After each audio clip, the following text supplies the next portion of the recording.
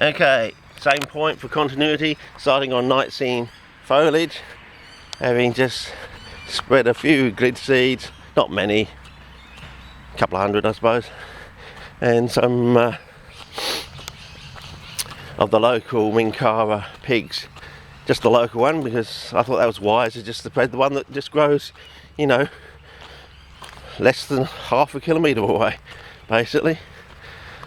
So anyway, I was coming up here thinking, you know, just having the warmest mid-May period for probably around about 70 years in southern Australia, and somewhere up here, as I was walking, we're walking past these Whittigrai things, and I came to some are reddening, but where were the ones that maybe I've just gassed bag and walked past because I was walking very slowly. Yeah, I think I've actually walked past them, fellas. Oh, right down there. It was early part of the day, I hadn't really quite got going, and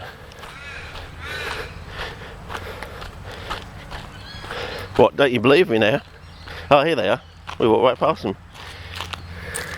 So there you go. Still haven't fully expanded, and yet they're flowering because of this weird weather we're having. So whether that bodes well for a flip year this year or into next, you know, following the year of Magnum-Opus, is going to rain for 40 days and 40 nights, or is it going to rain for 40 days and 40 nights in the year of Magnum-Opus? I don't know.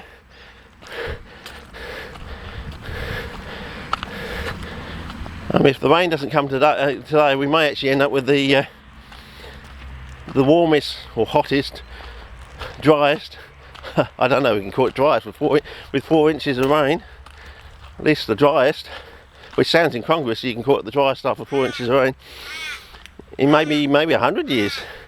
If we get to the end of May and the season really hasn't broken, even though we thought it was coming 6 weeks earlier, and it seems to have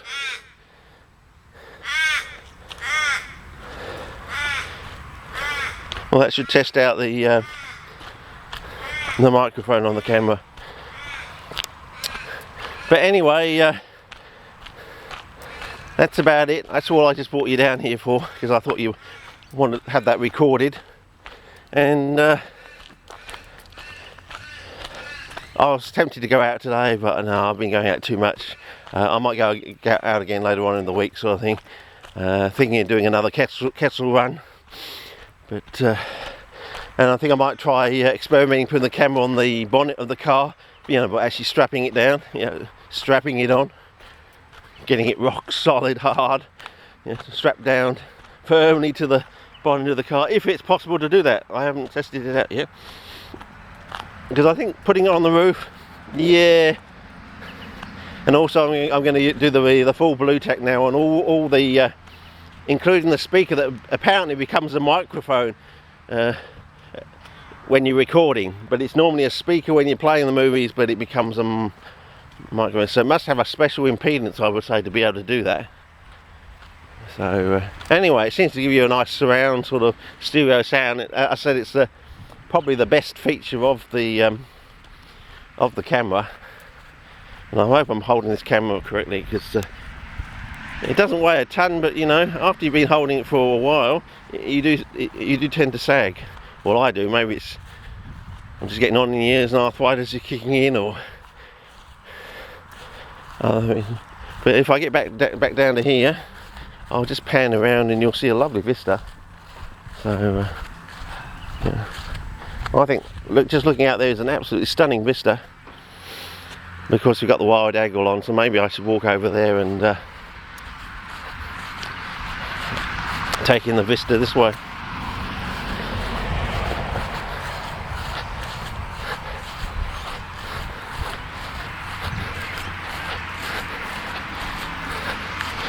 But this gets quite wet along here, and it does flow with a bit of waterage down there in the creek line.